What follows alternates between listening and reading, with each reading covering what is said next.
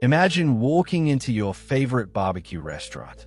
The smell of smoky brisket, ribs, and pulled pork fills the air. You're hungry, excited, ready to dig into something slow-cooked to perfection. Now imagine the man sitting 2 tables away isn't just another customer. He's the CEO of the entire chain, disguised as an ordinary diner. And tonight, he's about to learn a secret that could destroy everything he built. Because when he takes his first bite of brisket and casually asks the waitress what makes it so delicious, her answer makes him freeze, fork halfway to his mouth. She leans closer and whispers, "It's not real smoke, it's a spray. A chemical spray." The boss drops his fork. The restaurant falls silent around him. And just like that, the dream he built begins to crumble. To the world, Marcus Raines was a successful CEO. His barbecue chain, Hickory House, had grown from one food truck to over 100 locations across the country. People loved the story. A man with nothing but a smoker, some oak wood, and a family recipe for brisket that could melt in your mouth. Every commercial, every billboard, every menu promised the same thing. Authentic, slow-smoked barbecue, just like home. But success changes things. Investors came in. Expansion became the goal. Costs were cut. And Marcus, drowning in board meetings, profit charts, and stockholder demands, wasn't in the kitchen anymore. That's why he decided to go undercover. He wanted to see if his dream was still alive or if it had been hollowed out. So he shaved his beard, wore a baseball cap, and walked into one of his own restaurants, completely unrecognizable. The hostess smiled and led him to a booth. The menu felt familiar but different, bigger, flashier. And when the waitress appeared, a young woman named Sarah with tired eyes but a kind smile, he placed his order. Brisket plate, extra smoke. The plate arrived steaming, beautifully sliced, bark glistening. At first glance, it looked perfect.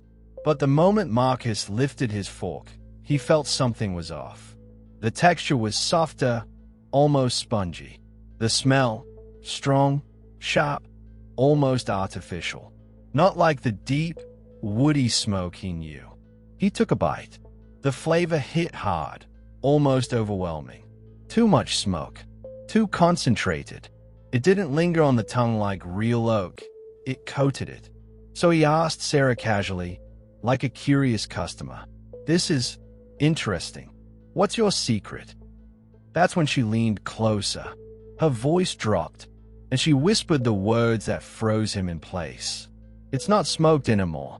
They just cook it fast, then spray it with liquid smoke." Marcus felt the room spin. A chemical spray. His entire empire, built on authenticity, reduced to an artificial trick. Sarah noticed his silence and quickly added, "Most customers can't tell. It saves hours in the kitchen. Management says it's faster, cheaper, nobody complains." But Marcus wasn't most customers. This was his life's work. His name. His reputation.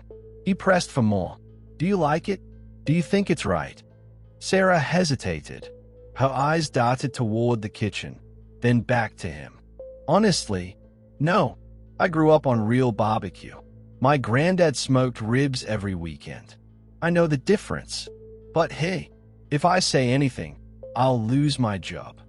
That cut Marcus deeper than the brisket. His employees were trapped in silence. His customers were being lied to. And the chain he once loved had turned into something he didn't recognize. Marcus sat there, hands trembling, memories flooding back. He saw himself as a young man, sweating over a rusted smoker behind his food truck. He remembered chopping wood at midnight, serving brisket to truckers and families who lined up even in the rain. He remembered the first time a customer said, "This tastes like home." That memory was sacred. Real smoke, real fire, real love. Now, spray bottles, shortcuts, lies. For a moment, Marcus thought about walking out, about shutting it all down. But then he looked back at Sarah. She wasn't mocking him. She wasn't cruel. She looked ashamed. She wanted things to be better. That gave him strength. After finishing the meal, barely touching the brisket, Marcus asked to speak with the manager. A tall man named Greg came out, cheerful but distracted. Marcus asked, "So tell me, how do you prepare the brisket here?" Greg smiled. "Oh, easy. We cook it in the oven, then spray it down. Tastes just like the real thing, and customers love it. Plus, it saves us 12 hours a day." Marcus's jaw tightened. The manager had no shame, no pride, no understanding of what barbecue meant. When Marcus revealed who he truly was, the founder, the CEO, Greg's smile collapsed. The color drained from his face. Employees froze. Sarah gasped, covering her mouth. The room went silent. Marcus looked directly at Sarah. "You told me the truth when no one else would. That takes courage." Her eyes widened. Are you going to fire me?" He shook his head. "No, I'm going to thank you." Turning to Greg, his tone hardened.